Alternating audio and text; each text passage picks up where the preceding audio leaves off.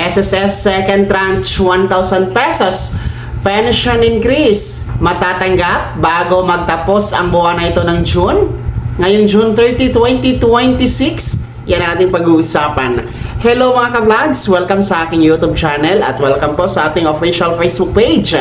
Well, atin pong aalamin ang status sa second tranche 1,000 pesos pension increase dahil nga po isang linggo na lang magtatapos na tayo sa buwan ng June. Well, ang tanong ngayon, kakayanin ba na ipatupad? Kakayanin ba na pondohan at ibigay ang second tranche 1,000 pesos pension increase? Well, una sa lahat po, ang SSS merong pinapatupad ngayon na pension increase sa buwan ng June. Pero ito po yung second tranche, kabahagi ng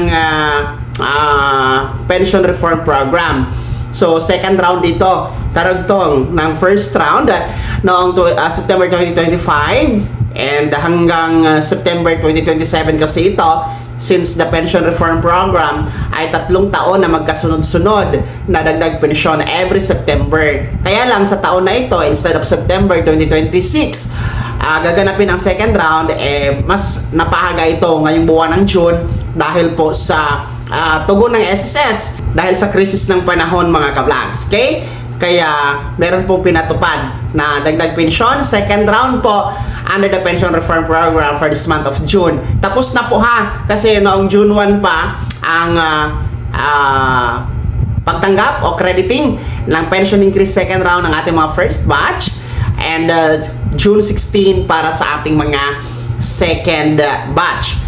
Ngayon kasi nasa June 24 na tayo. So isang linggo na lang talaga, hanggang June 30 na lang ang buwan na ito. Well, sa katanungan na kakayanin ba na may patupad? May pondo na ba? Ibibigay na ba? On or before June 30 ang second tranche 1,000 pesos pension increase? Walang kasagutan, yan po ay hindi mangyayari. Una, hindi pa yan mapapatupad. Pangalawa, wala pa yung pondo. At pangatlo, hindi pa yan ibibigay. Well, ang SSS po, malinaw naman na wala talagang abiso o anunsyo regarding the second tranche kung ito ay may pondo na, ibibigay pa ba o hindi na.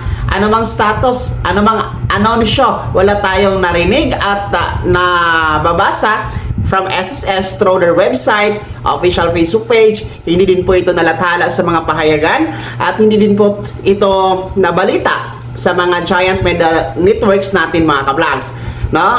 Kaya wala talaga tayong aasahan na second tranche 1,000 piso for this month of June mga ka-vlogs. Well, antayin natin kung sa mga susunod na mga buwan, baka naman, since ang SSS naman ay medyo malaki naman ang ating net income last year, na umabot sa 142 billion pesos mahigit, at ang ating reserve fund naitala sa kasaysayan, first time in SSS history na umabot sa 1 trillion pesos reserve fund ang SSS. Well, baka naman, pwede nang ibigay na SSS ang inyong balanse na 1,000 piso na pangalawang tranche pension increase. Ang first tranche kasi para sa mga baguhang pensionado na ibigay na last 2017. 2,000 kasi ito, kaya hinati lang ito sa dalawa dahil hindi kakayanin o hindi kinaya